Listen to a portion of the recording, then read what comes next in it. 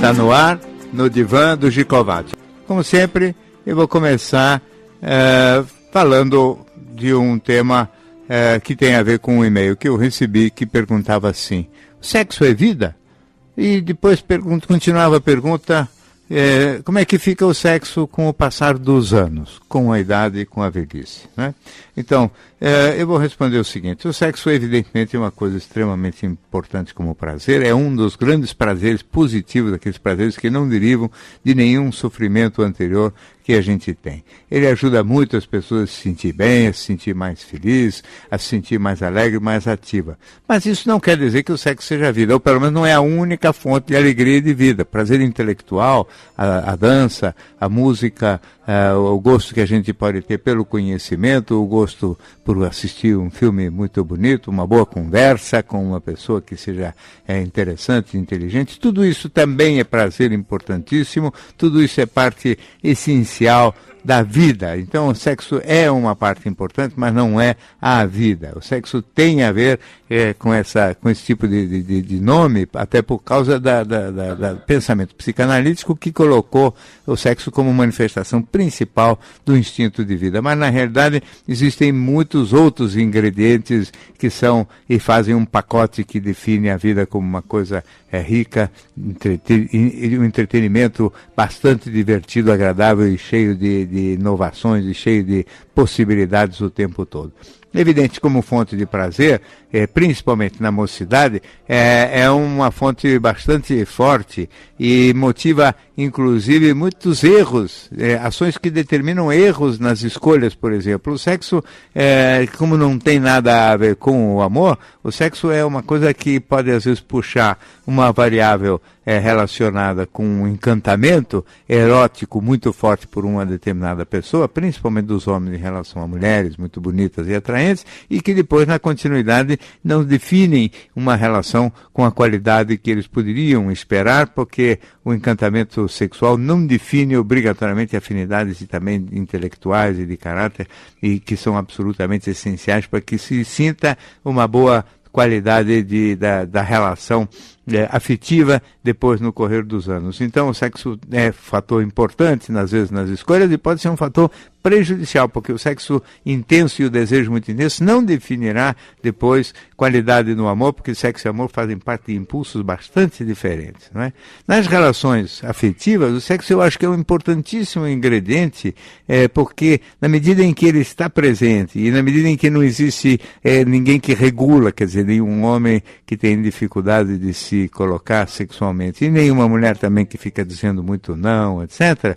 Então, na medida em que tem este clima, ajuda muito a compor a intimidade do casal, porque, evidentemente, duas pessoas ficam, vamos dizer assim, sem roupa, na frente do outro, trocam carícias em áreas extremamente íntimas, em áreas que normalmente as pessoas não costumam exibir. Tudo isso vai criando um clima e um contexto de grande intimidade, e esta intimidade, ela vai dando muito mais do que tudo um elemento, vamos dizer assim, de excitação para o sexo ao invés de desejo visual. Quer dizer, vai criando na troca de carícias físicas, nesse clima, vamos dizer, de gosto em agradar e sentir a resposta positiva do agrado que a gente faz na outra pessoa. Tudo isso vai criando uma espécie de parceria, uma intimidade e que cria toda uma cumplicidade a mais do que aquela e reforça eventualmente a cumplicidade que já pode existir também no plano intelectual. Então, ele completa essa cumplicidade e essa intimidade,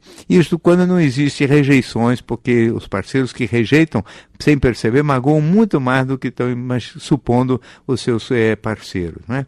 Esse clima de intimidade, quando se compõe basicamente durante os anos da mocidade, essa coisa da excitação acima do desejo, porque o desejo puxa muito num jogo de sedução, no jogo de conquista, que evidentemente nas relações estáveis e íntimas não tem. Então imaginar que sexo como vida é um indivíduo passar a vida tentando ser galanteador, ou a mulher se fazer eternamente jovem para poder continuar sendo sedutora, etc., é realmente simplificar e fazer da vida esse jogo erótico só de conquistas e não a continuidade e o prazer pode ser requintado que possa existir nas trocas de excitação forte que possam se construir dentro de uma relação onde também existe, além desse jogo de sedução, que obviamente pode ser um prazer, mas é um prazer um tanto superficial e repetitivo, cria-se uma intimidade emocional e física muito conjugada e que pode, esta sim, quando bem constituída, permanecer e persistir ao longo de todas as fases da vida,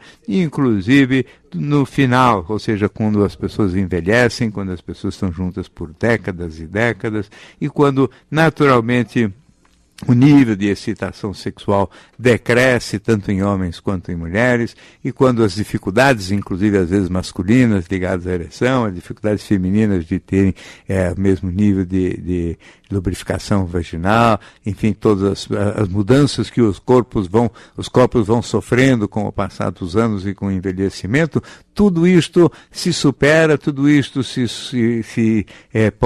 essas limitações não impedem que a vida sexual, que naturalmente se torna menos frequente, continue a existir até o fim das forças de um dos dois na relação conjugal. Quer dizer, faz parte, inclusive, na minha opinião, da própria intimidade, não só o vigor sexual, mas faz parte da intimidade os dois se mostrarem cada vez menos competentes e mais fracos também sexualmente. Faz parte da intimidade um homem poder ter limitações na sua ereção sem se sentir totalmente constrangido ou envergonhado diante da sua mulher por causa disso. Ou seja, a intimidade inclui as limitações e as dificuldades, os problemas que vão acontecendo, mas que não impedem que haja troca de carícias, que o erotismo e que a excitação se mantenha viva até o fim dos tempos. Né? Estas seriam as considerações mais relevantes que eu gostaria de fazer. Já temos então um ouvinte na linha.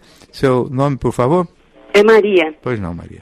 Oi, Dr. Gikovati, primeiramente, parabéns pelo seu trabalho. Sou uma grande admiradora do senhor. Muito obrigado.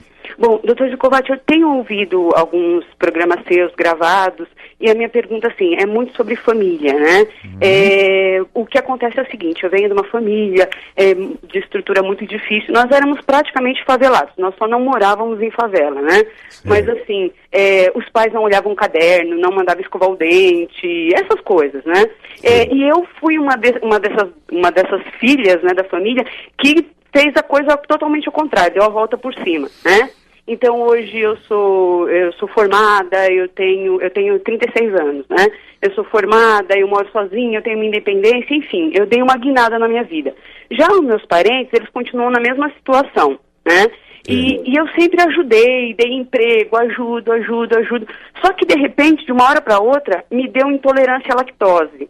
E me deu uma reação, doutor Gikovati, que eu comecei a meio que, sabe, sentir asco da minha família, né? É como se viesse à tona, tirasse uma venda dos meus olhos e eu falasse, nossa, esses anos todos eu estou sendo manipulada, eu sirvo para carregar... Maria, deixa eu só entender, a intolerância à lactose, você acha que tem a ver com isso?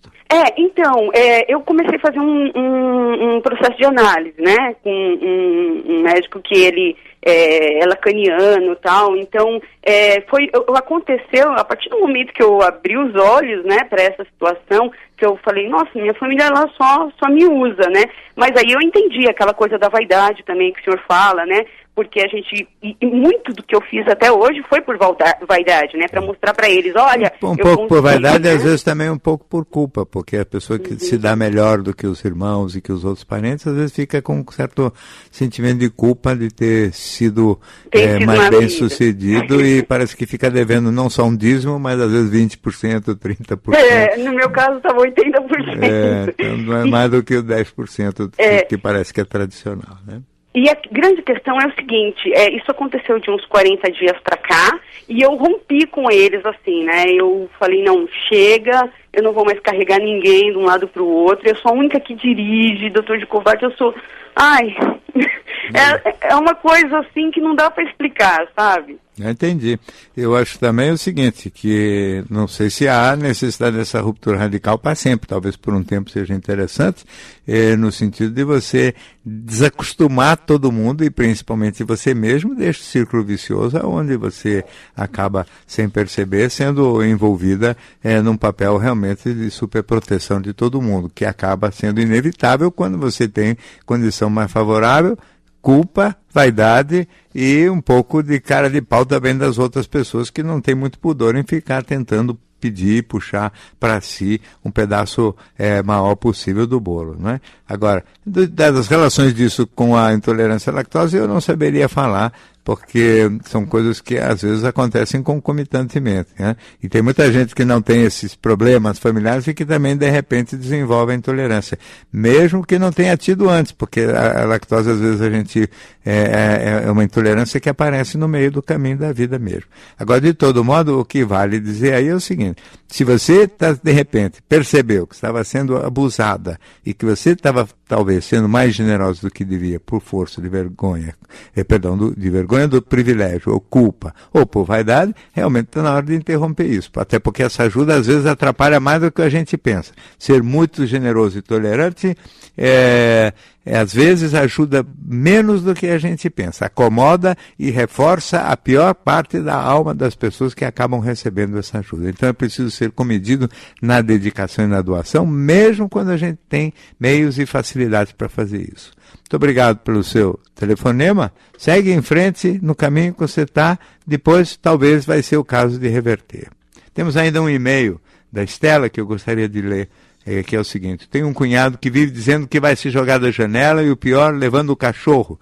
Diz para a mulher que vai ser um espetáculo. Na família dele já teve uns que se suicidaram e por isso a mulher vive apavorada. O comportamento dele é estranho, briga, manda a mulher ir embora, ofende mesmo, e daqui a 5 minutos parece que não fez nada. Não gosta do filho, fala mal dele para todo mundo. Queria saber se quando a pessoa quer mesmo se suicidar, se ela fica falando. O pior é que ele não vai querer se tratar.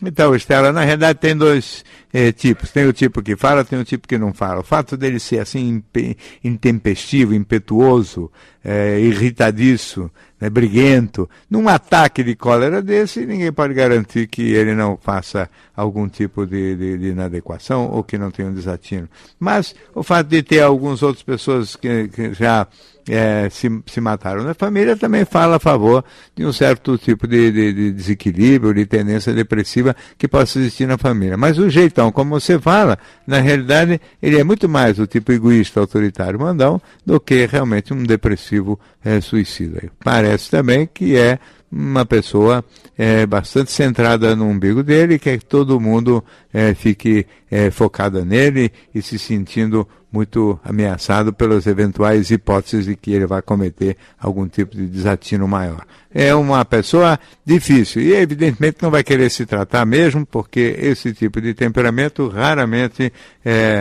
aceita buscar um tratamento. Muito obrigado, Estela, pelo seu e-mail. Acho que a chance dele se suicidar é bastante pequena. Porém, também não garanto, porque assinar embaixo desse tipo de atestado só a divindade que pode fazer. De todo modo, não é problema da gente. A responsabilidade da gente sobre esse tipo de assunto é muito limitada. O indivíduo que quer mesmo se matar e se jogar da janela, levando ou não o cachorro, demora 10 segundos. Em 10 segundos, ninguém pode controlar a vida de ninguém. Muito obrigado mais uma vez pelo e-mail. Temos já um ouvinte na linha. Seu nome, por favor? Boa noite, Gicovati. Boa noite. Meu nome é Claudete. Pois não. E eu tenho uma séria dúvida aí para perguntar para você. Pois não. Bom, é o seguinte, né? Eu tenho 51 anos e eu namoro um senhor de 62. Sou apaixonadíssima por ele. Mas, Gicovati, a gente está com os problemas de ordem sexual, já que o tema hoje do programa é esse, né? Não, esse é um dos temas. Foi a abertura, mas pode falar de sexo sempre. Então, é o seguinte, Gicovati, eu sempre o procuro, mas assim, eu que tenho que ficar tomando as iniciativas. E eu tô meio cansada disso, porque eu quero que parta dele também. Eu quero que ele também tenha carícias, que ele também me beije bastante, me abrace e tal. E ele é muito seco, assim, ele não demonstra. Aí vem aquela dúvida que toda mulher tem, né? Não gosta de mim, Você já fica preocupado com isso, né? Bom, então eu quero Mas não entendi, você. mas quando tem a intimidade funciona bem? Então, é aí que eu quero falar para você. Eu começo a iniciativa, mas quando eu parei de tocar, eu parei, eu fiquei na minha, ele não tomou iniciativa nenhuma. E aquilo rolou assim por 2 meses. Eu dormindo, ele dormindo, ele dormindo, ele dormindo. Porque assim, ele mora na casa dele e eu na minha. Então nós não temos assim, não moramos na mesma casa, né? Mas assim, ele nada e tal, e eu acho estranho isso, por que não me procuraram? Então eu fico pensando, eu acredito que talvez ele fique constrangido de começar um envolvimento e esse aquecimento todo, e de repente a coisa não funciona, como dizem, né? Mas ele, quando você toma a iniciativa, funciona? Sim, aí sim. Na hora, então todas as vezes que você toma a iniciativa, funciona tudo direitinho? Sim, aí funciona direitinho. E mas ele tem medo de tomar a iniciativa por medo de que não funcione? Eu penso que é isso. Mas na verdade funciona até quando a iniciativa é sua, que pode pegar ele numa hora que ele não está muito afim? Então eu não sei o que Então não acontece. é isso não, porque o indivíduo que tem medo vamos dizer assim, de não funcionar, não deixa a iniciativa por conta da mulher, porque pode ser pego de calça curta numa hora né? em que a mulher está forçando a barra e ele não está afim.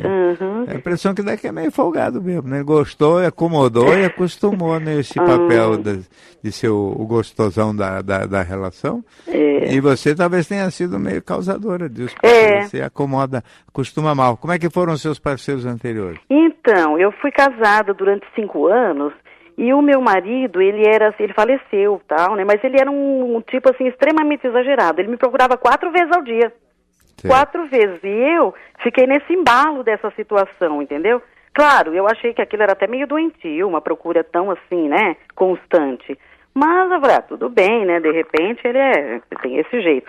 Aí eu conheço esse, que é um relacionamento que eu tô, né, assim, outros parceiros eu não percebi nenhum problema desse tipo, o homem sempre toma a iniciativa, mas esse não toma a iniciativa. Então, no início do relacionamento, assim que nós começamos a namorar, ele realmente era uma pessoa mais ativa, né, tinha mais empolgação. E de repente agora ele está muito assim... Acomodado, né? Eu acho que ele está acomodado e isso me incomoda um pouco, porque ele não quer namorar. Então eu penso assim, tudo bem, Gicovati, não quer ter sexo, eu não vou forçar, eu ando muito cansada também. Ele é aposentado, mas eu trabalho, estou muito cansada. Então... não quer ter sexo, não tem problema. Eu acho que a mulher, ela é mais simples nisso. A mulher se realiza com um beijo, ela se realiza com um abraço. Tem que ter esse cortejo. Mas eu não vejo da parte dele. Aí só tem um pouco quando tem a relação. Sim. Então, o que eu acho é o seguinte, você, de todo modo, parece que ele é um indivíduo que acabou pegando esse gosto de ser ele o cortejado, o que vamos dizer assim, seduzido quase que por você. Não acho que exista nenhum problema sexual propriamente, porque senão ele teria, quando você pressiona, e principalmente quando isso acontece contra a vontade dele, ele teria reações de dificuldade, ou ele teria tido algum tipo de dificuldade sexual que não aconteceu. Então a impressão que dá é que realmente só houve uma acomodação dele e sua, nesse papel mais dedicada, mais atenciosa, e dele de folgado. Não é fácil reverter isso, porque se você tentar, como você já falou, ficar um tempão sem procurar, ele pelo jeito acomoda e fica muito bem sem também, né? E é uma situação complicada que talvez tenha que ser resolvido conversando mesmo, claramente. Fala assim, olha, me entristece perceber que se eu não tomo iniciativa, você fica aí na sua e não dá continuidade para nada. Quer dizer, isso me ofende, me magoa. Se o objetivo não é esse, de me ofender e me magoar, então tem que haver uma mudança de posição. Vamos ver como é que ele responde a conversas, porque você ficar simplesmente sem procurar, não adianta, porque já ficou 2 meses e ele nem por isso respondeu positivamente. Depois que as pessoas se acomodam, é difícil haver mudança, mas vamos ver se vocês conseguem alterar esse ritmo. Muito obrigado pelo seu telefonema. Temos mais um ouvinte na linha. Seu nome, por favor? Meu nome é Elza. Pois não, Elza. Boa noite, doutor Gicovati. Pois não, boa noite. É um prazer estar falando com o senhor. Queria falar que o senhor tem ajudado muito, no dia a dia, né, do jeito que o senhor trata os assuntos. E, assim, é um enorme prazer estar estar falando com o senhor, tá bom? Muito obrigado. Em outra oportunidade também já liguei, conversei com o senhor e me ajudou muito.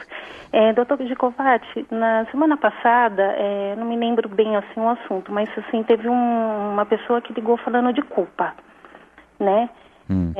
Que sente-se culpado, né? Não me lembro direito qual foi o assunto, mas daí eu liguei e não consigo falar com o senhor. Okay. Então, assim, eu passo por isso na minha vida, né? Porque eu perdi meu irmão muito novo, com 21 anos, e depois eu perdi minha mãe, tem uns 4 anos, e assim, eu vejo, hoje, né, eu vejo também que eu tenho o meu cunhado que perdeu o pai dele, e a gente fica se cobrando. Eu percebo que não só ele, as pessoas assim do meu convívio que se separam, uns se cobram porque dele, assim, caso de doença, né? Porque a gente deveria, assim, ter feito alguma coisa para ter evitado que a pessoa morresse, né? Minha mãe, ela teve infarto, meu irmão morreu asfixiado num acidente e foi provocado porque ele tinha esquizofrenia. Tem o caso do meu cunhado também, que ele também, o pai dele tinha ido para a igreja, acabou voltando da igreja, foi atropelado por uma moto e morreu. Daí a gente fica assim, por que acontece tudo isso, né? O que a gente poderia ter feito para não estar perdendo as pessoas? E quando a gente perde, a gente sente que a gente poderia ter sido melhor com elas. Então, Elza, na realidade não tem muito jeito da gente interferir tanto assim sobre a vida e a morte. Parece que você gostaria de ser um pouco mais competente para resolver assuntos que não cabem a gente de forma nenhuma decidir. Eu acho que as questões relacionadas com a morte muitas vezes sobram mesmo essa ideia do que a gente poderia ter feito para impedir. Quando a pessoa está perto da gente, se a pessoa tem, por exemplo, um infarto do lado da gente, fica sempre a hipótese de que a gente poderia ter feito alguma coisa a mais, ter sido mais ágil, mais rápido, fazer uma respiração boca a boca, poder chamar mais depressa algum tipo de socorro. Enfim, todo mundo tem um pouco essa ideia meio de ter, sabe, de vocação para impedir coisas radicais que viessem a acontecer com aquelas pessoas que a gente quer bem e que possam ter ficado doentes ou ficado mal na presença da gente. Mas a grande verdade é que, infelizmente, não cabe a gente esse poder e, no fundo, o indivíduo pode se sentir deprimido ou culpado por razões que não são legítimas. Culpa a gente deveria sentir quando a gente é o causador de um dano indevido a alguma outra pessoa. Quando o dano ou o sofrimento, ou até mesmo a morte que aconteceu, não foi causada pela gente, e a gente, além de tudo, nem mesmo poderia evitar este dano, mas muito menos causou o dano, porque o infarto não é causado na sua mãe, não é causado por você, a asfixia um acidente do seu irmão esquizofrênico não foi causado por você. Quer dizer, você fica achando que poderia impedir e que poderia não ser, vamos dizer, não ter por perto de você esses tipos de acidente, é quase uma ideia de grandeza sua, porque a gente não tem essa capacidade, a gente não tem essa possibilidade e, principalmente, não pode sentir culpa por danos que a gente não causou. O fato de outras pessoas que a gente quer muito bem não estarem por aqui, pode deixar durante o tempo do luto uma outra sensação engraçada, que é uma certa tristeza, engraçada, não tem graça nenhuma, uma certa tristeza de que a gente parece que está aproveitando de um bem-estar ou de alguma satisfação que não nos pertence, como se a gente estivesse se valendo ou se divertindo, aproveitando o sol, aproveitando uma praia, quando a outra pessoa, não estando mais aqui, não pode mais aproveitar. Esta sensação às vezes nos persegue e podem atrapalhar, essa sensação pode atrapalhar os divertimentos e prazeres da gente depois que a gente perde uma pessoa querida. Mas isso faz parte do período do luto, não pode durar a vida inteira, quer dizer, uma espécie de sentimento de culpa de estar aproveitando, gozando a vida quando o outro não pode mais continuar gozando. Essa é uma sensação que costuma acontecer quando a gente perde pessoa querida, porém, ainda assim, por tempo limitado. Depois a gente tem que continuar vivendo a vida da gente, aproveitando a vida da gente e entendendo que há um ritmo na natureza e que esse ritmo tem que ser respeitado. E esse ritmo vai passar pela morte de todos nós. Muito obrigado pela sua participação. Temos mais um ouvinte na linha. Seu nome, por favor?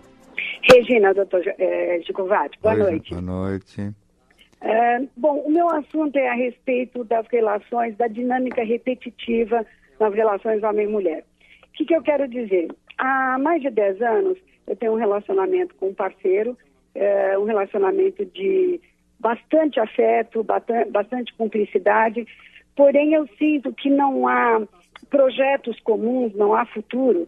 Quantos anos você tem, Regina? Eu tenho 50. E ele? 48. Sei. O que acontece? Nós, durante esses 10 anos, nos separamos inúmeras vezes. Para o senhor ter uma ideia, nós perdemos a conta de quantas vezes nós nos separamos.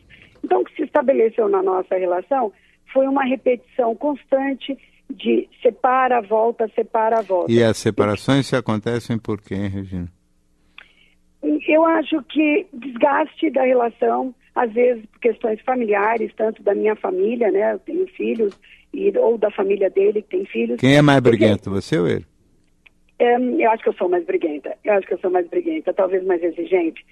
Mas o que acontece é que a ausência de projetos comuns, apesar de nós termos convivido juntos, temos relação estável e tudo mais, e agora nós estamos num momento de separação.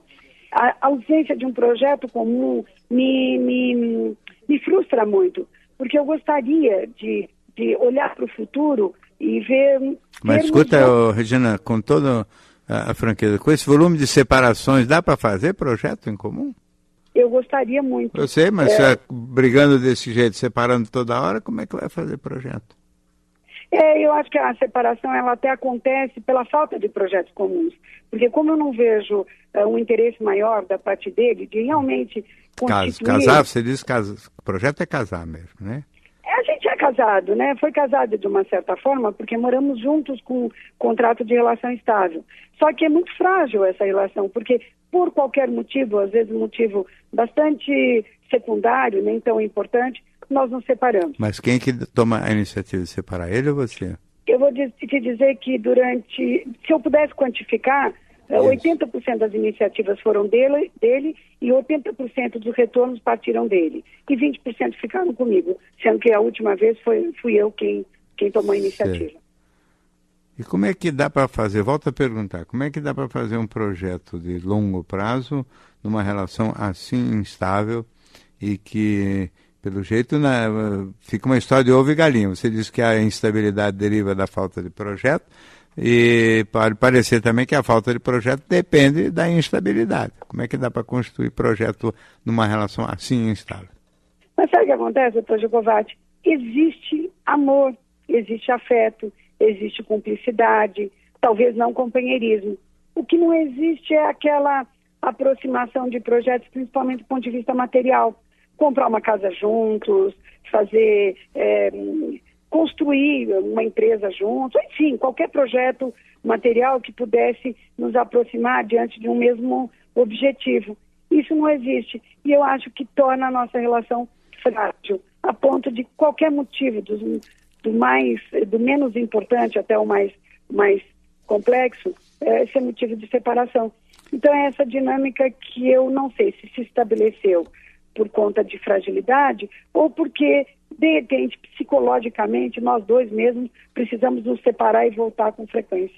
Então, não é impossível também que isso seja verdadeiro, que vocês têm essa necessidade. Quer dizer, o projeto parece que fica sendo esse, né? De romper e depois o projeto é reconciliar.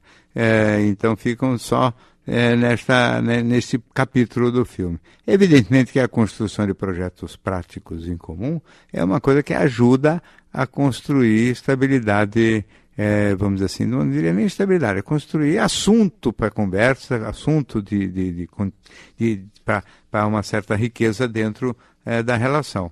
Mas admitir que isto é a variável mais importante para se consolidar um relacionamento é simplificar os outros problemas. Eu acho que o maior problema é a cumplicidade, é a tolerância, é a paciência que a gente tem que ter para as adversidades, a capacidade da gente de superar pequenas ou médias diferenças, é a habilidade para contornar tensões, discussões, conflitos, brigas, quer dizer, outras coisas que parece que que são bastante faltantes também aí na relação de vocês. Então, acho que antes de pensar só nessa questão dos projetos, na minha cabeça, teria que ter mais uma reflexão acerca do que falta se completar em termos de encaixe emocional e intelectual e não só material e prático. O fato de existir amor não é suficiente, o amor não basta mesmo, né? Tem que ter amor,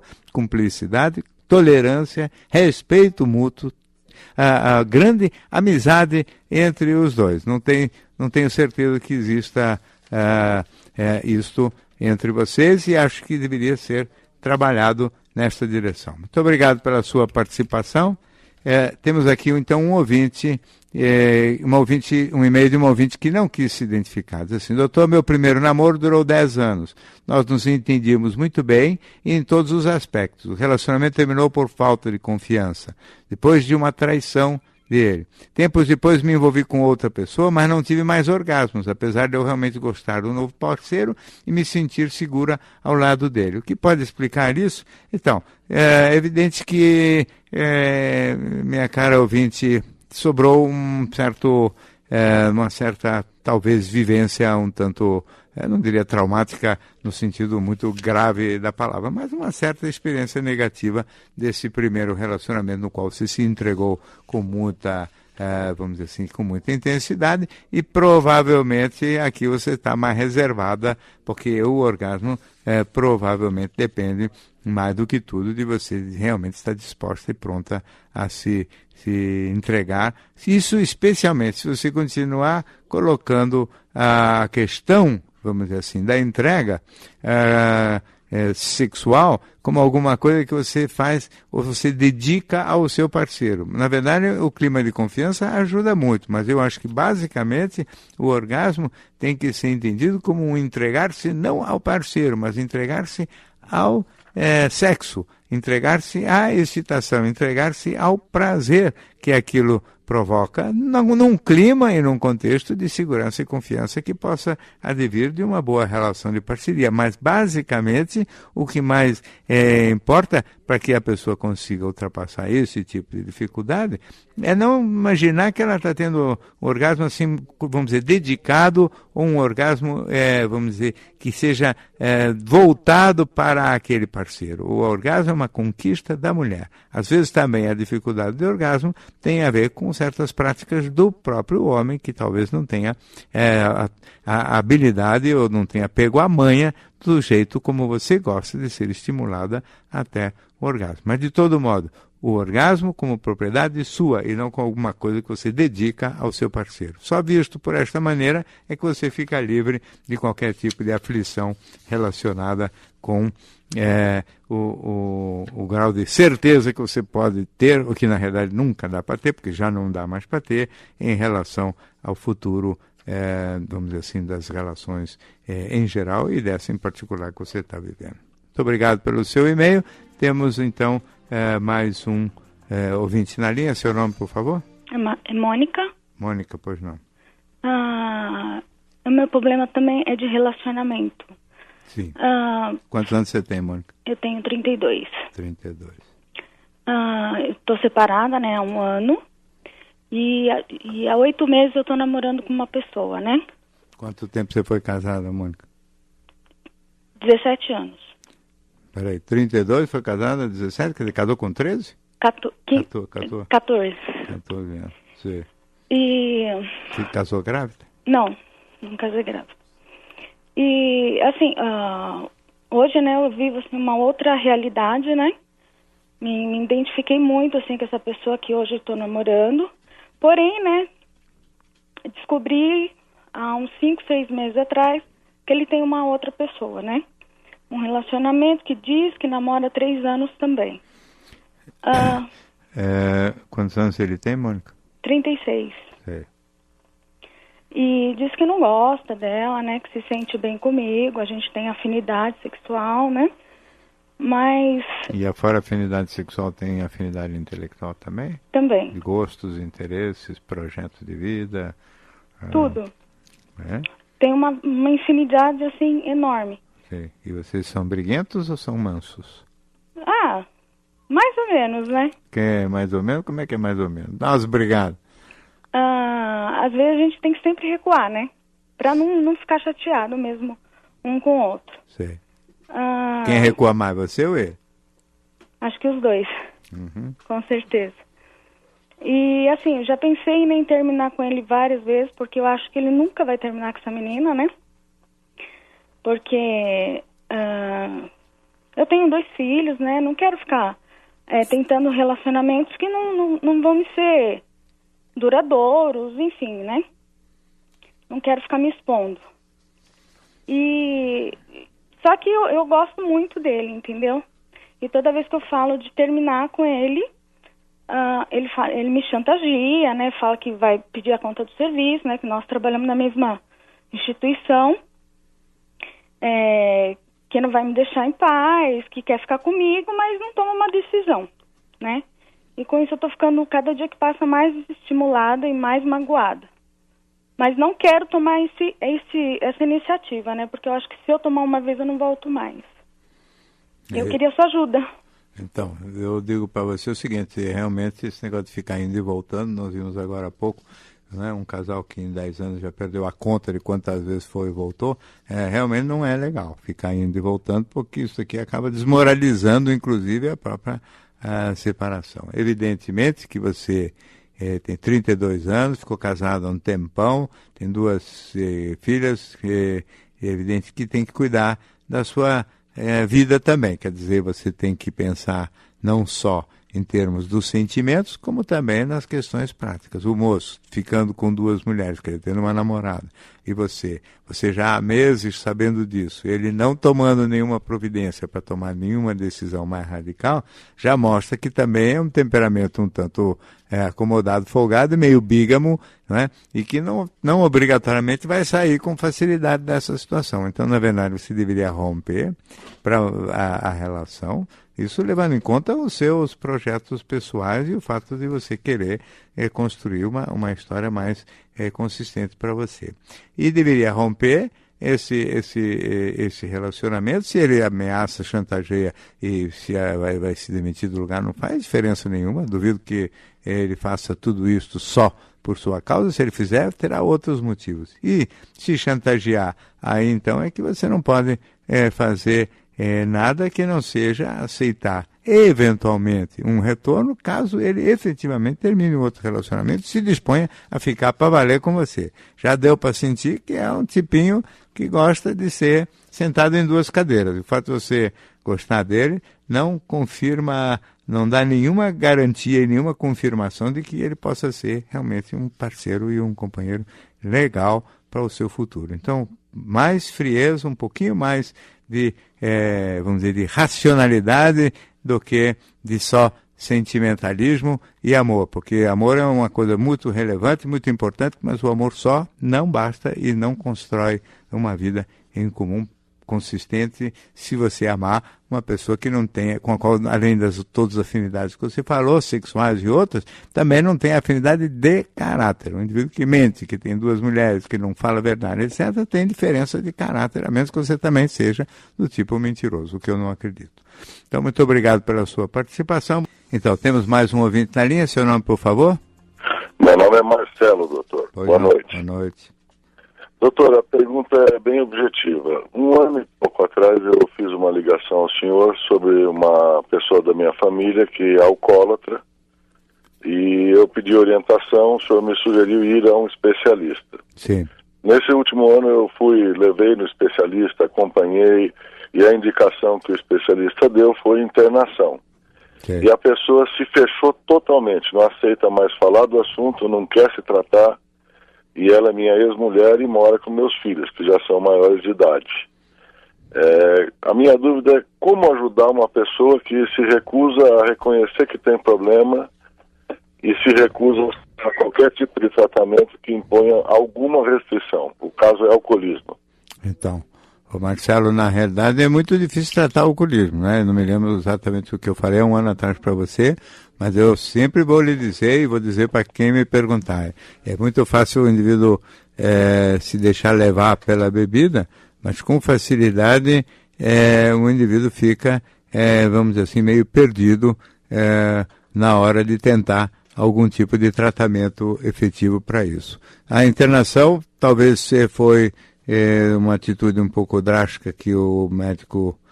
não que esteja errada a indicação, porque se a pessoa está bebendo, às vezes tem que ser assim. Mas isso se cria uma condição que a pessoa rejeita, porque naturalmente há uma rejeição por parte dela, né? Sim. Quantos anos tem a sua ex-mulher?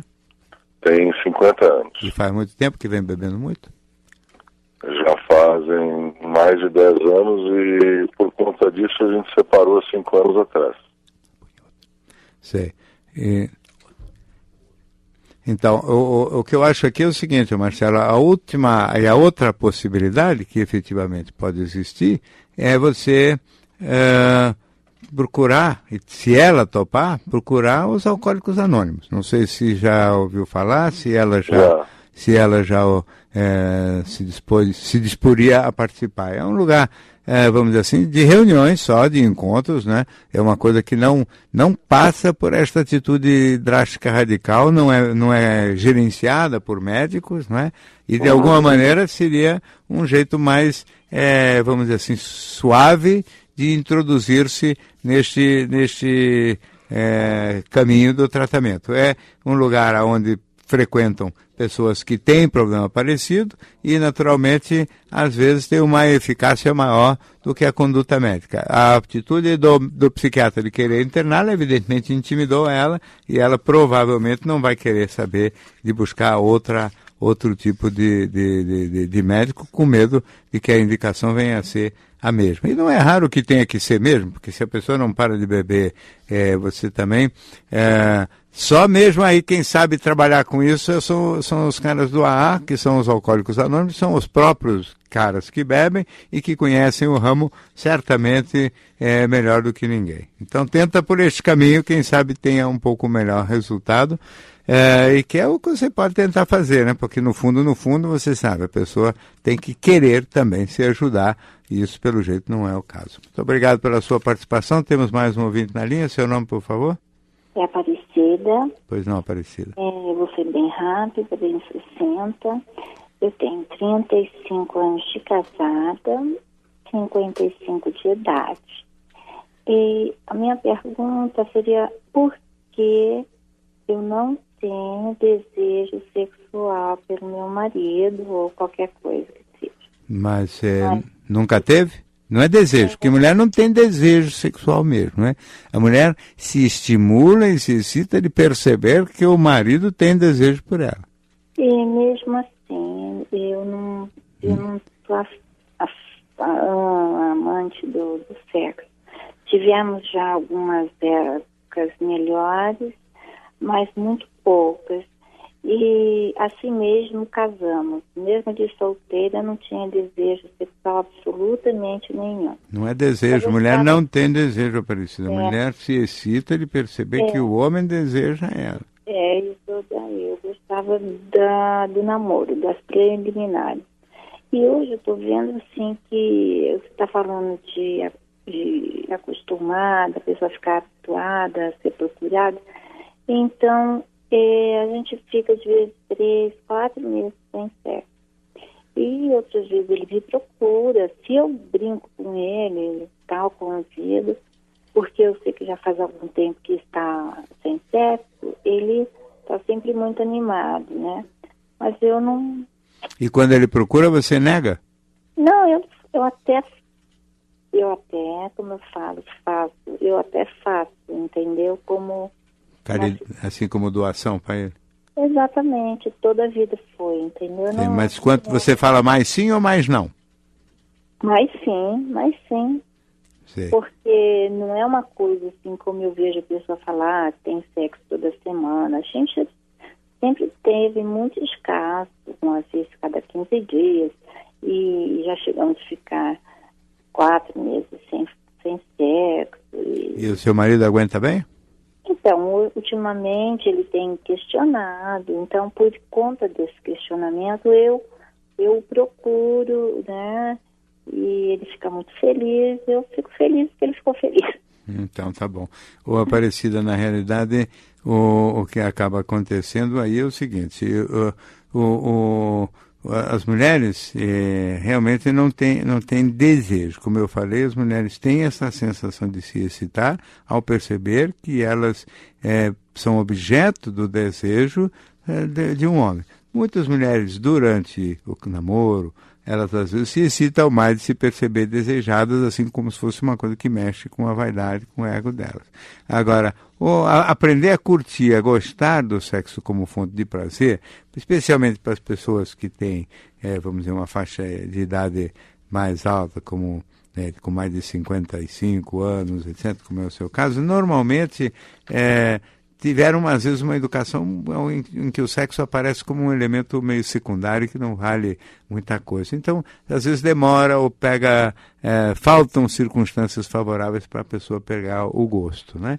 Eu acho que o simples fato de você se dispor a ser uma mulher dedicada aos prazeres do seu marido, quer dizer, ter prazer em dar prazer a ele, já é um início de conversa. Talvez vai ser a primeira manifestação de um prazer que já é, de certa maneira, de natureza sexual. Eu acho que seria o início de um caminho que pode ainda trazer para você, ou para vocês, como casal, uma certa alegria. Difícil reverter totalmente coisas depois de 35 anos de casado. Naturalmente, vocês já pegaram aí um ritmo bastante ameno, talvez um pouco ameno demais e um pouco escasso demais em termos de relação.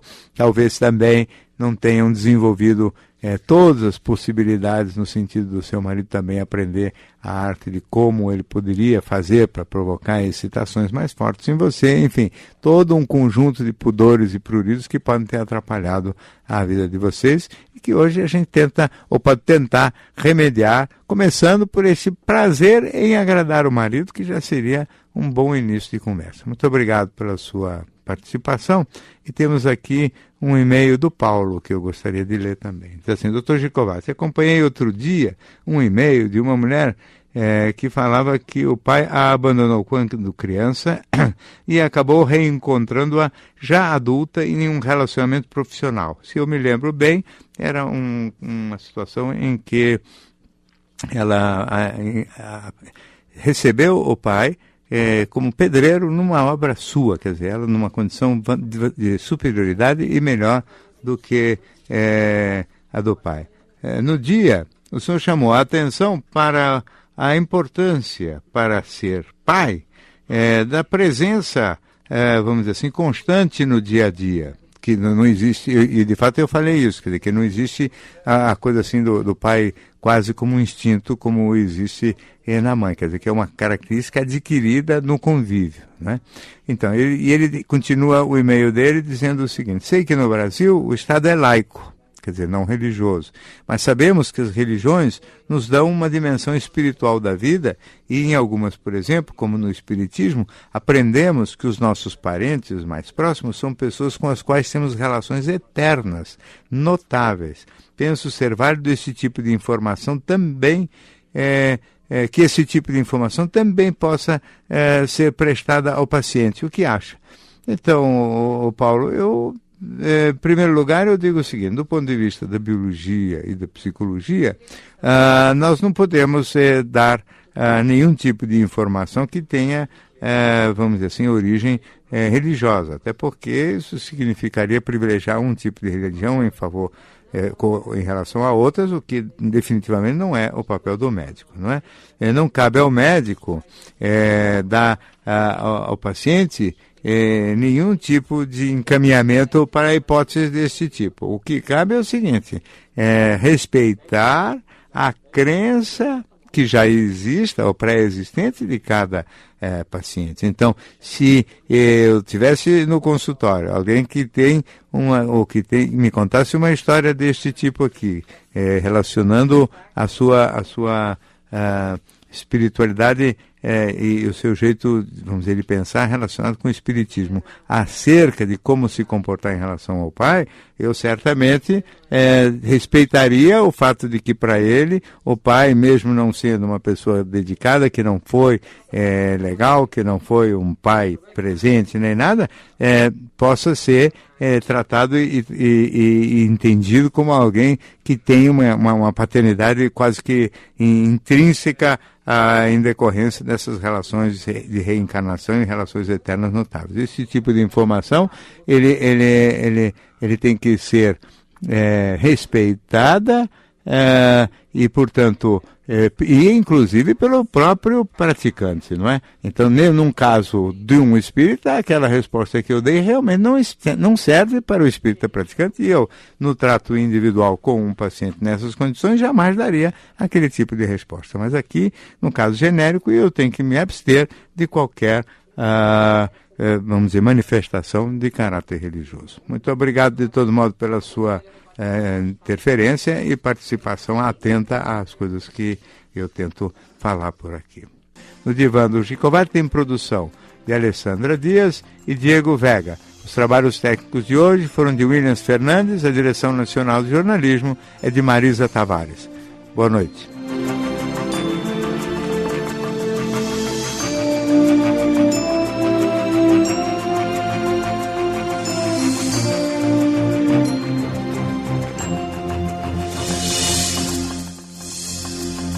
Divã do Gikovati.